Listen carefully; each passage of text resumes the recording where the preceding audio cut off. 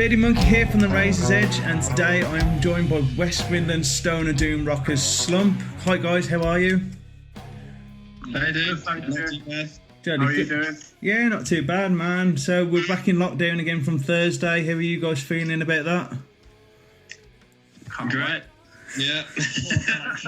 software. Excited. Literally only just started practicing again like a month or two ago. Yeah. Fair enough, man.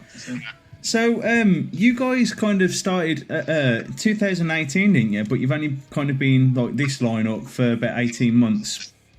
Talk to me about how you guys began, and why are you doing that? Just kind of introduce each one of you and kind of what you play. I'm Matt. I sing and play guitar. Mm-hmm. I'm Joe and I play guitar. Awesome. Yeah. Just about. I'm Ollie. I'm lead bass player. I'm David, and I play drums. Awesome.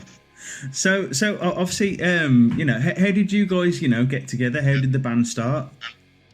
Well, we go quite a long way back. Me and Ollie started jamming back in 2009. Yeah. We had a band with Joe when we were all teenagers without beards and, angsty and all that. Yeah. We did Kashmir for about 3 years. With a K. Decades with it, Kashmir with a K, yeah.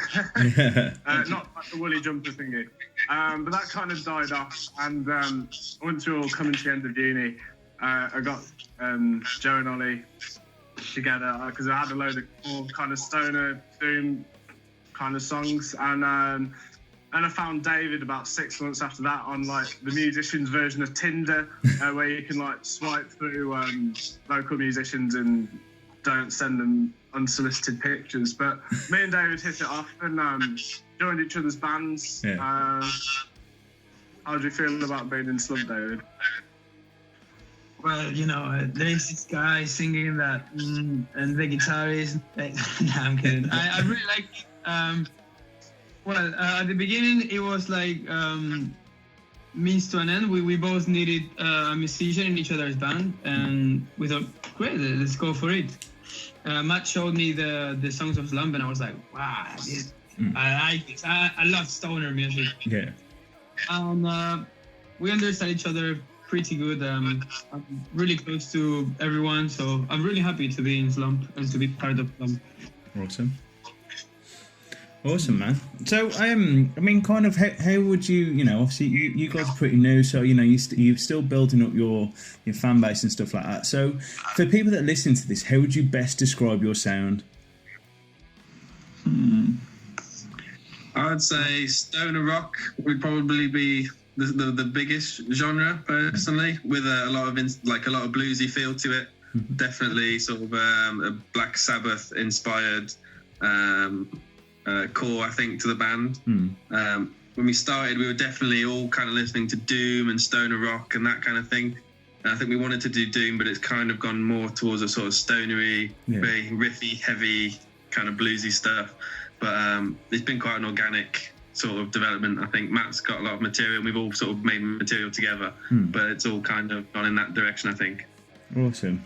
So is Sabbath kind of like the biggest influence in the band, or is there, or kind of where do you draw your influences from?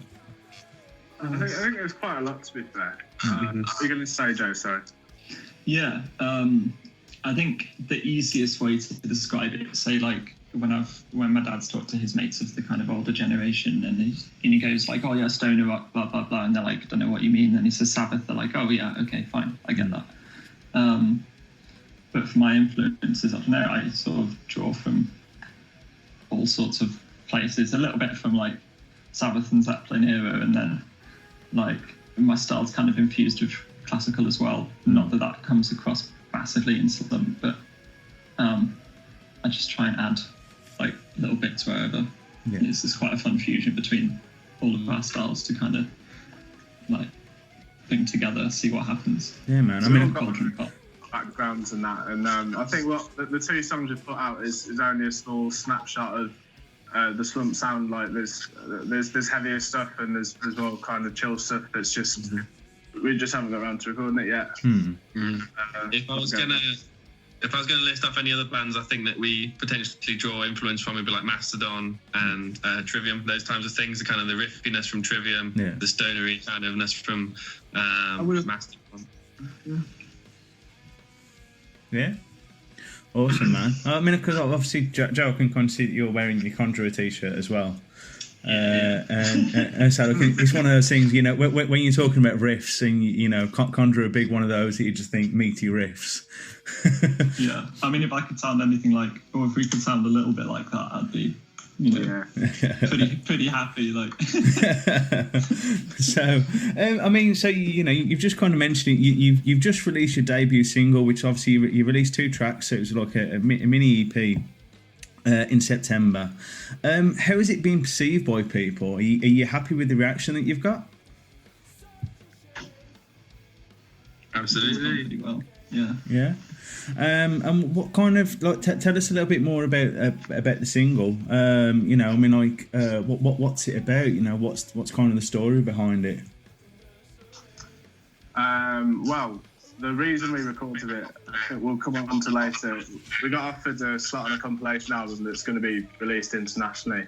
But the lyrics I wrote when I was in uni. Like the first song, like Nothing More, the lead single, it was about living. Like it was inspired by the death of someone I knew at school, who was actually the guy who told me to listen to Black Sabbath when I was like 13 and I didn't know who they were. Yeah.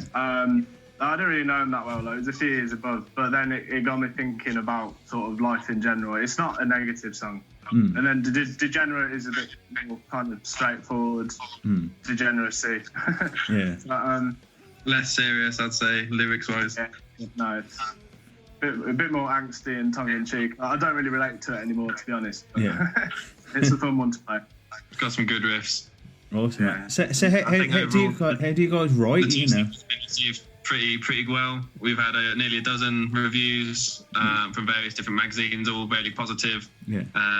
We've even had a live sort of reaction to video, which was really awesome as well, and seeing how that reflects maybe the rest of the audience as they listen to us for the first time. Yeah. And we've been hosted on a couple of different radio shows as well over the last few months since we've released it. So it's been a learning curve for all of us. I think it's the first time all of us have sat down and recorded something to that kind of this quality, even if we did record it ourselves. But it's been a really interesting experience, and it's great to see sort of the community picking it up. And we got just numbers are small, but we've got at least a small amount of listeners every month on the Spotify. So it's good to see.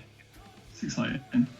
Awesome. Sorry, Bearded Monkey, were you saying about how we sort of our writing process as a unit? Yes. I mean, kind of my next question to you was, you know, how do you guys write? Is there one sole writer that kind of brings everything together, or do you write together?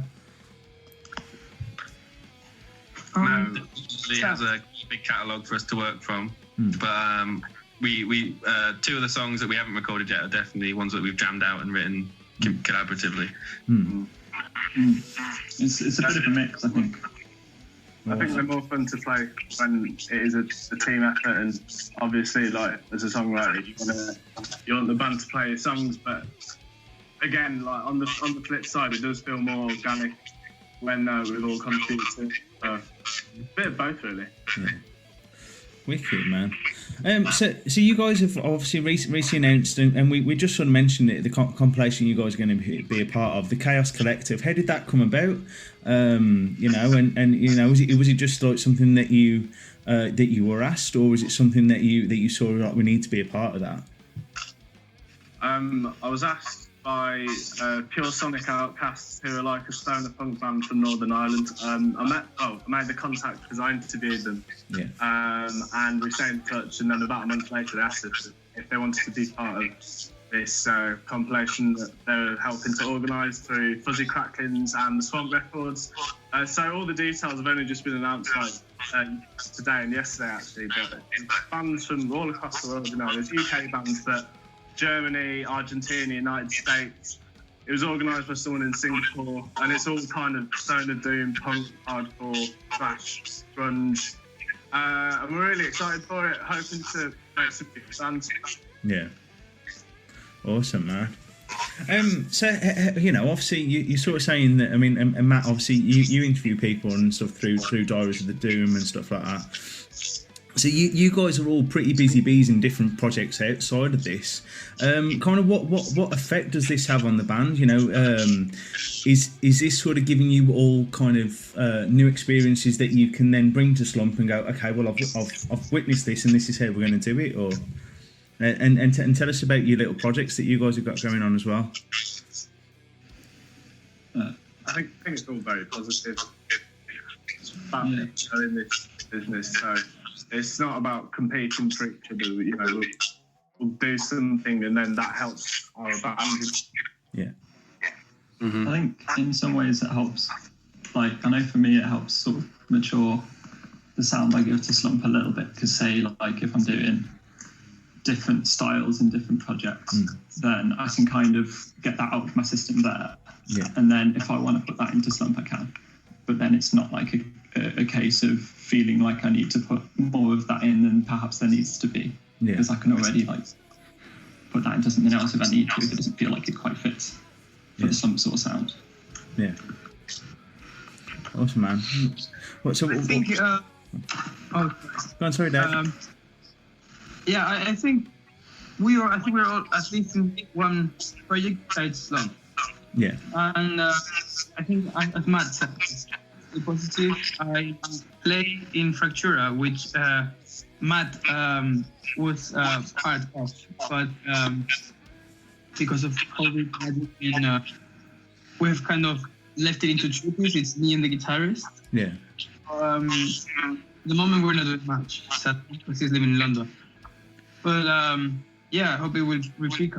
I'm also playing another guy. It's another side project. Also very expensive, but still in the early days. Yeah.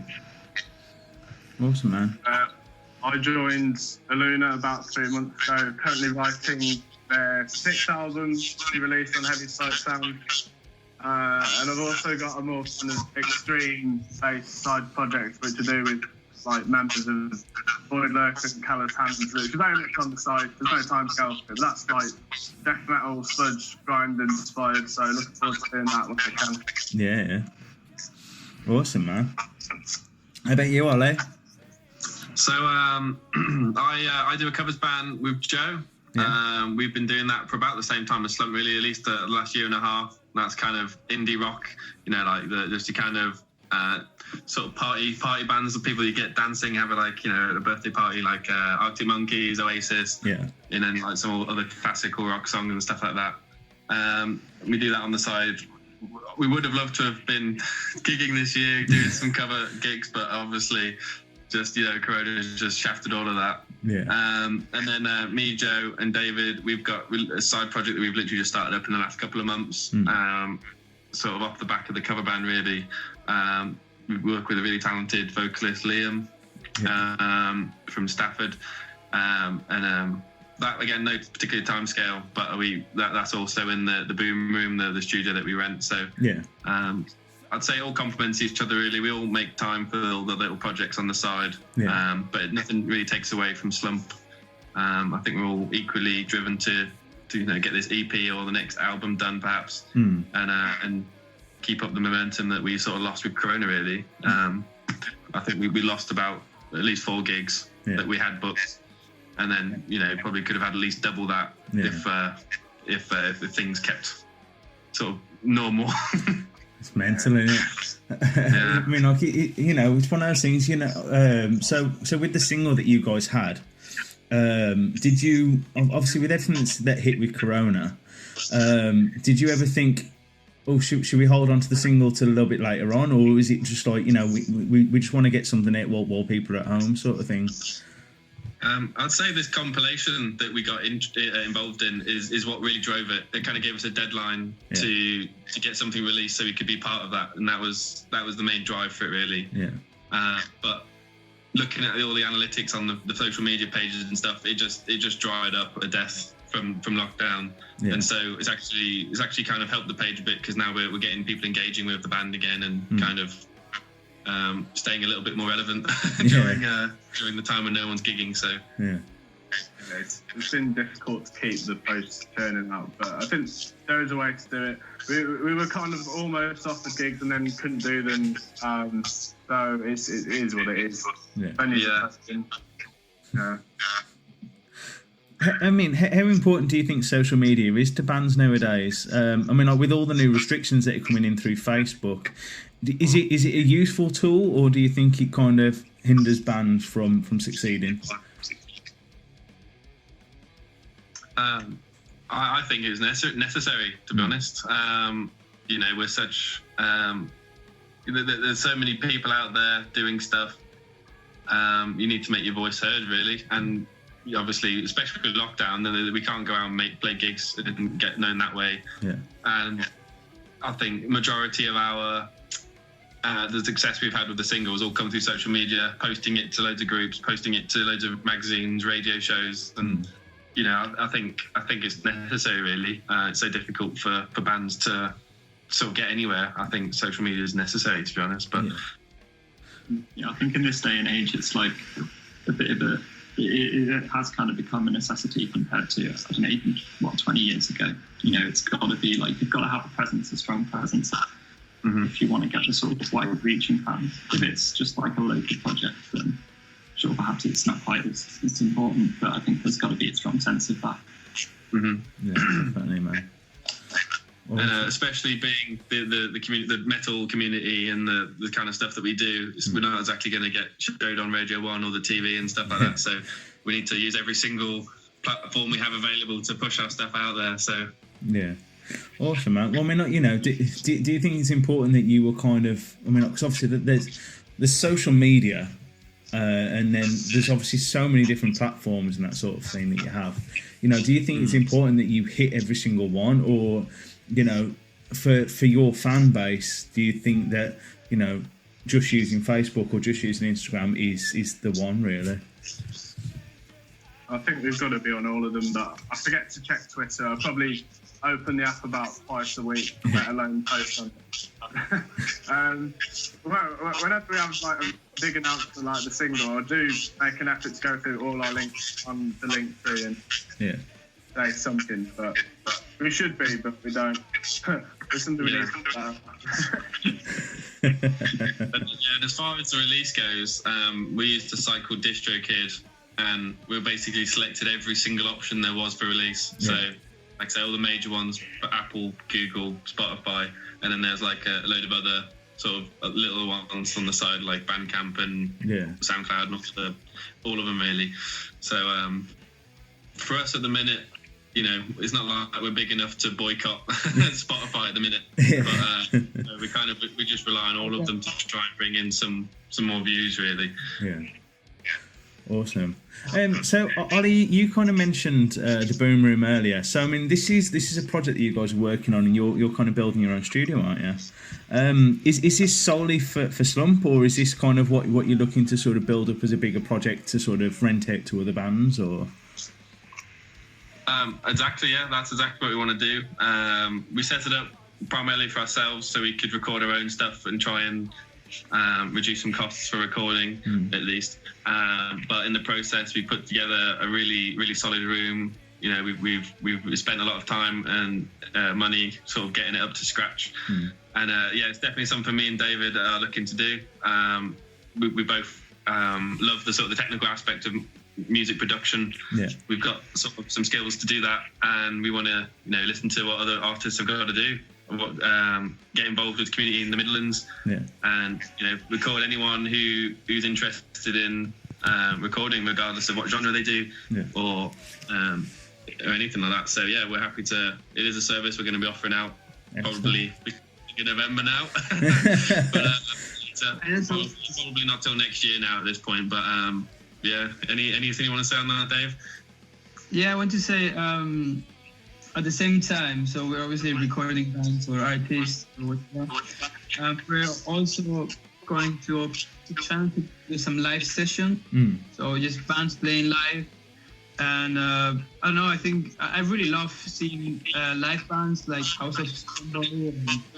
I really love that stuff on YouTube. And I want to do something like that as well. Promote the bands here in Midlands and anywhere if you want to come to Birmingham to get recorded. Yeah. I think a bit of Midlands Top of the Pops could be a good show. Yeah. What you should get is you should get like a load of like Midlands bands and stuff like that, and get like a big compilation together and then release it. Great. And just push it all out. I mean, like obviously, you know, you guys have been gigging around obviously since you guys got together. This year you took part in the Metal to the Masses competition.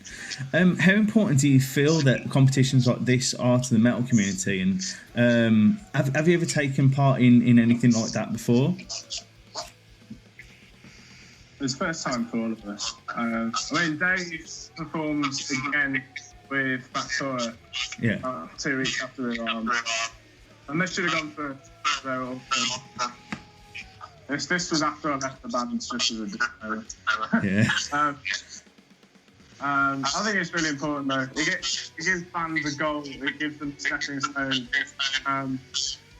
It's tangible, like the goal in front of you. If you can get to this point, then you get to that point and that point. So I think it's really great that Bloodstock do cut the local scene. You know, it's good.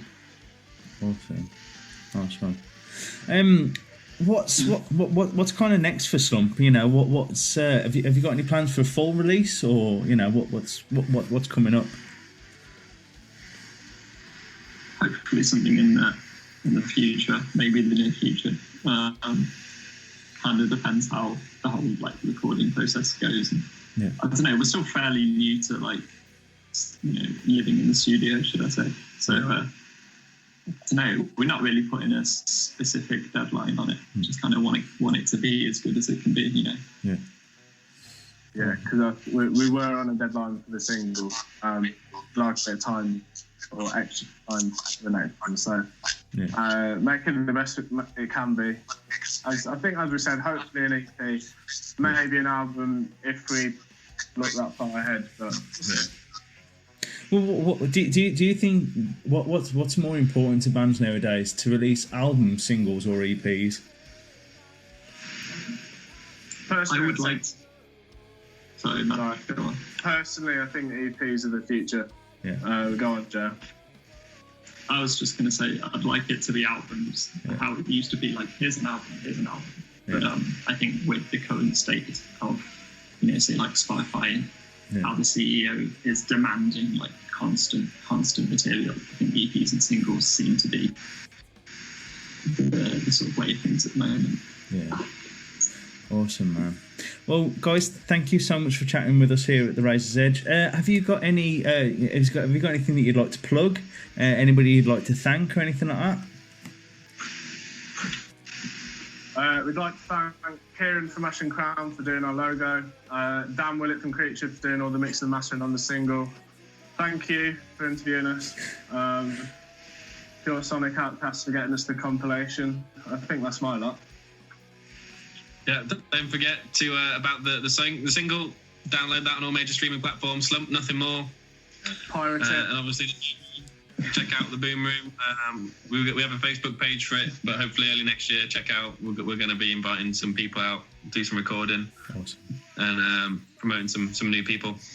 Great stuff. Well, guys, thank you very much for chatting with us here at the Razor's Edge. I really appreciate your time, and best of luck with the release and everything else. And I hope the lockdown goes nice and smoothly for you guys, and you have fun and you get through and you stay healthy. All the best. Likewise, cheers, man. Thank you very much. Cheers, guys.